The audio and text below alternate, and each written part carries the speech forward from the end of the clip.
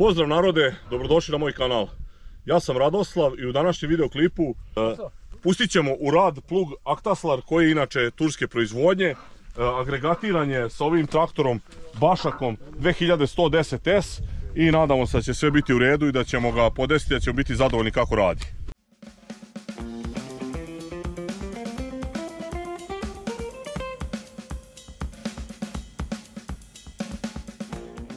Nalazimo se u selu Boževac, ovdje smo s našim drugarom Ivanom. On je kupio Aktaslar plug i sad ćemo da čujemo kako se odlučio na ovaj plug, gdje ga je uzeo, Bašak traktor, kako se odlučio za taj traktor i tako da ispričaš to u najkraćim crtama.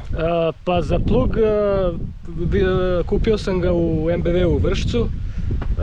Pratio sam njihovu stranicu, jednu drugu ponude, izbacili su ponudu sa tim plugom, cena mi je bila primamljiva, otišao sam, pogledao sam ga, svidio mi se na vizualno, znači na prvi pogled i odlučio sam se da ga kupim.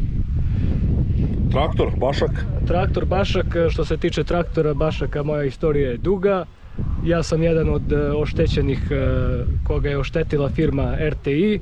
Znači imam već jedan uplaćeni traktor koji nisam dobio, a ovaj drugi traktor sam uzeo preko firme Agromarket iz Novog Sada. Dobro, i znači, iako si tamo sa prvim Bašakom nastradao, ipak si rešio da kupiš Bašak i uzeo si ovaj drugi traktor. Da, rešio sam, znači ostao sam pri tome, uzeo sam Bašak, znači baš sam hteo njega. Generalno sa traktorom sam zadovoljan, osim sa tim što mi je jako zbunjujuće podešavanje hidraulike. Znači radio sam već nekoliko operacija sa njim i nisam se snašao, znači, u potpunosti kako bi to trebalo da funkcioniše. Evo, čuli ste Ivana, Mika i ja smo došli ovdje da pokušamo da mu pustimo u rad ovaj plug i da vidimo, da pokušamo da razrešimo dilemu oko hidraulike, znači da vidimo da li ćemo prokljuviti kako to funkcioniše i kako se ore sa takvim tipom hidraulike. Vidjet ćemo, kasnije snimit ćemo vam kako to izgleda iznutra iz kabine, kako izgledaju te komande i kontrole i nadamo se da ćemo uspjeti da rešimo sve Ivanove probleme. Već pri prvom kačenju, samom kačenju za traktor, evo možete ovdje vidjeti kako čudan položaj je pluga, imali smo prvi problem, znači nismo mogli normalno da ga zakačimo pošto je piramida zabačena nazad i toplin koliko god se opruži nije mogao da dohvati, tako da smo ga stavili na ovu prvu najnižu rupu. Da ti ne najaš iskidati creva. To moraš, nisi pripremio se čovječe za oranje. Morate da se ukruti pa posle se vrate. Ti što se tiče hidraulike znaš šta treba. E sad, baš i ne znam. Nema veze sa polako. Točak, hoćemo da ga spustimo. Odmah da ga namestimo, da. Da ga pustimo u funkciju. Daj 22. 24, 22.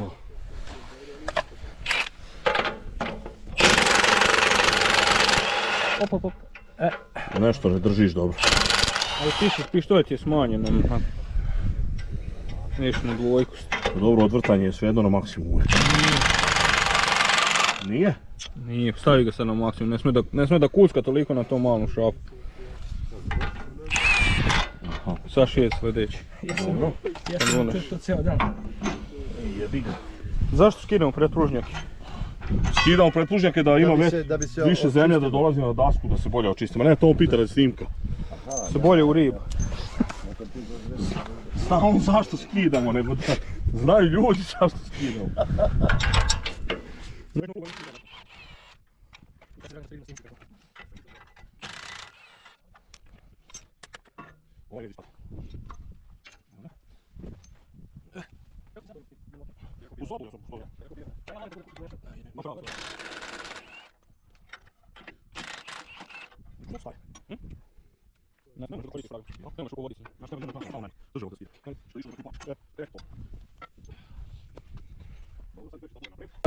Ovdje ima da se, on mi je rekao da se recimo memoriše program za oranje, za drljačenje, za... Aha, da možeš samo da ga podesiš na to, memorišeš i on odmah šteluje. Ali on mi je naštelovao, znači taj PC. I sad dirao je taj nešto draft minimum, maksimum, sad ima taj draft minimum, on kaže to je kako, kad se uključi taj plivajući mod, kako to pliva. Aha. I sad recimo... Dobro, ajde ostavi onak sve tako za sad pa ćemo vidjeti. On je sad ovdje na tom nekom ovaj, kako se zove, Plivajući mod. Da. Onda ko stoji tako pa ćemo sad vidjeti. Teraj onda kura, sad pa ćemo vidjeti. Je li vuča ostala bila? Prednju vuču pali. Mali prednju vuču, polarpa i pušte tu. Ostavio to na vratu. Da možemo se dovikujemo. Znači neku brzinu koja ide 6-7 na sat. Neko tvori, znajte u da se čujete. Ne mora da ne razbije. Nešto. Da digne. Znači kojom ide 6-7 na sat, znaš koja je to brzina?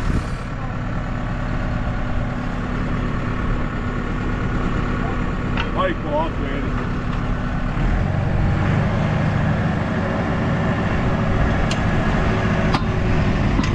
Dobro je, stani, Op! Ej! Strašno. Više. Ne mora, nek digne rudicu ovu. Mora rudice još. Dobro je. Ne, nisi mu trebao da drži hidrolik, samo rudicu. Produži toplin. Dobro. Aj polako, malo vrati nazad pa pusti dole. Dobro je, ovo je tvrdo kod đavo. Puštaj. Dobro je, pusti. Evo gliste. Evo gliste. Evo gliste, to znaš kakva. Ispod ciglje Ovdje gliste. imaš života. Ajde. Ali ima i rizoma. Da. Sirka. Aj polako.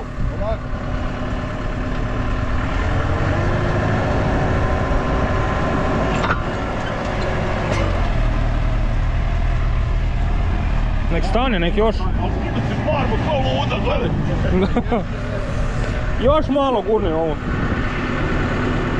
Isto desna strana. Dobro, sad oremo prvi krug, ne možda podešavaš ovako. Nema veze, još malo ne gurne rudicu. Ali neće moći, treba ovo spustiti. Dobro je. Aj malo nazad, pa opet naprijed. I samo gledaj koliko tako pravac. Ne znam što je to rakar. Da, i stavi manje još jednu. Stavi u brzinu manje i polako. A, pušti i kreći polako.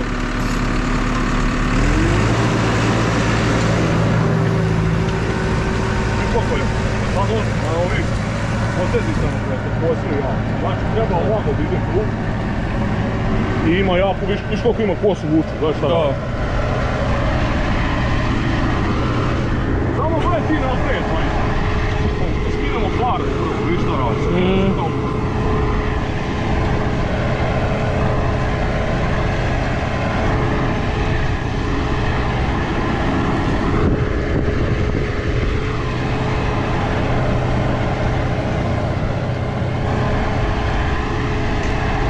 Suvo je ovo, neće ovo lepiti, može ovdje da se šteloji sa ovom farbom. Još treba nazad krug. Pa još treba da se zabaci rudica, prvo mu ide duboko. Pogledaj koliko mu prvo ide duboko, neće pliti. Viš kako mu je ovo podignuto. Op! Hoćemo u piramidu da produžimo i šta ćemo? Pa možda da mi bude posle lakše. Da. Bolje da još piramidu. Ajde produžimo onda piramidu. Trebaju nam ovaj ključ. Ej, doveši I to je to. Sve!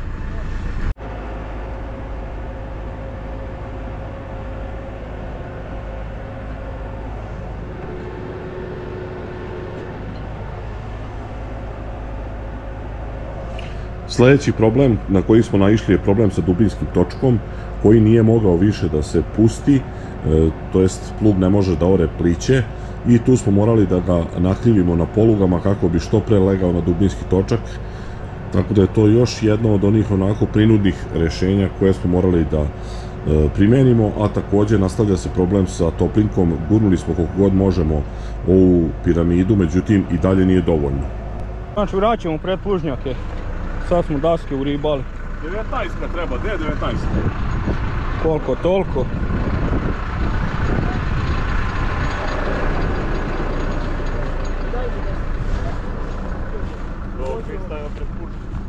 Ovdje je dosta tvrdo.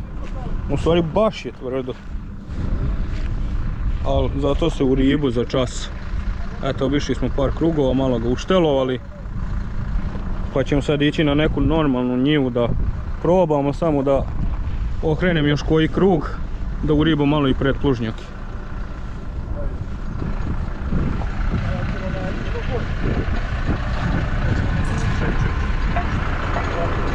Ej, ovo je nisko. Vidi ti skroz do kraja. Tako.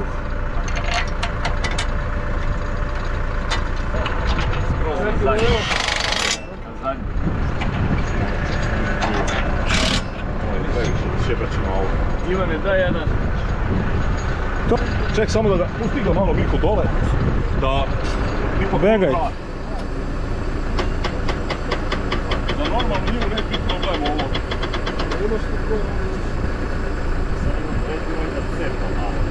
Stani, sad jebe to opet. Napred, digni.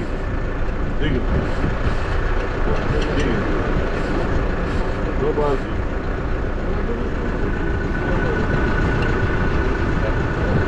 Šta sam još htio da se vrati,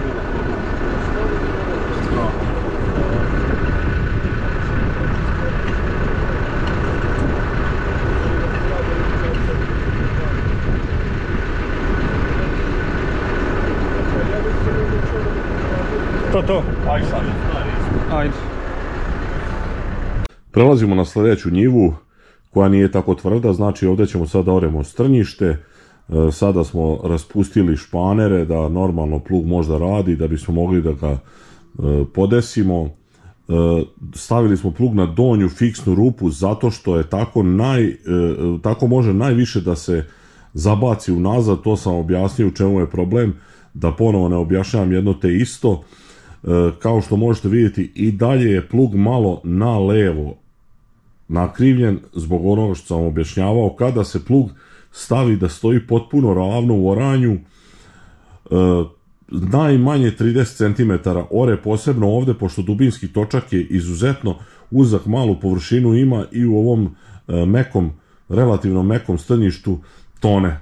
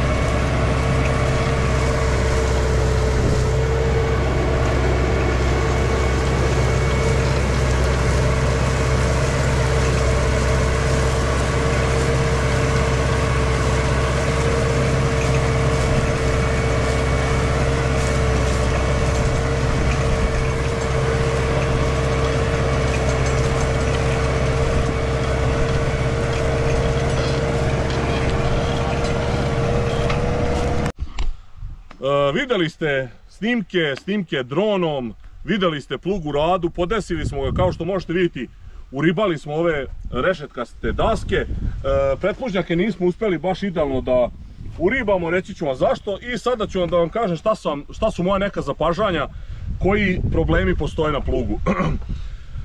Plug zadovoljavajuće ore po meni, po mojoj nekoj oceni. Sad šta je problem?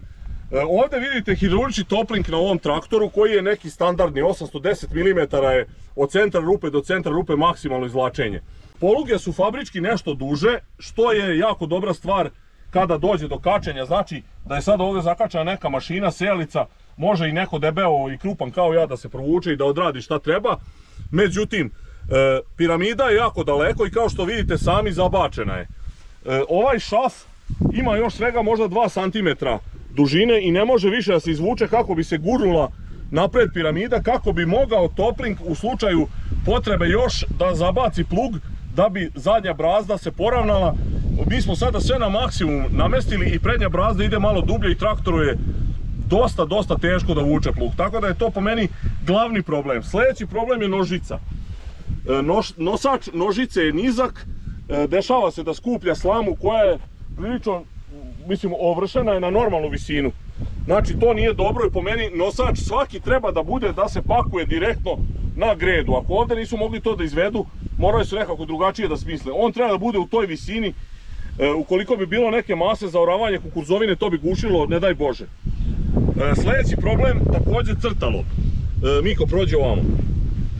Nema dovoljan broj rupa i crtalo da se pusti dovoljno nisko kako bi bila čista brazda. Kao što ste vidjeli, ovdje nije dovoljno čista brazda. Znači mi smo ovdje sada ovo namestili, ovaj šaf, kako da kažem, sada ne kažem nabuđili, znači van rupe da bi to moglo da stoji, da bi moglo da funkcioniše. Znači i tu treba da se razbuše druge rupe da bi to bilo dobro. Što se tiče samog točka, znači ovo kad smo radili onu prvu njivu, odakle ste vidjeli također snimke gdje smo razoravali detaljno koja nije 100 godina orana, ovo je najpliće što može da radi ovaj točak, a to je na nekih 26-7 cm i to nije dobro.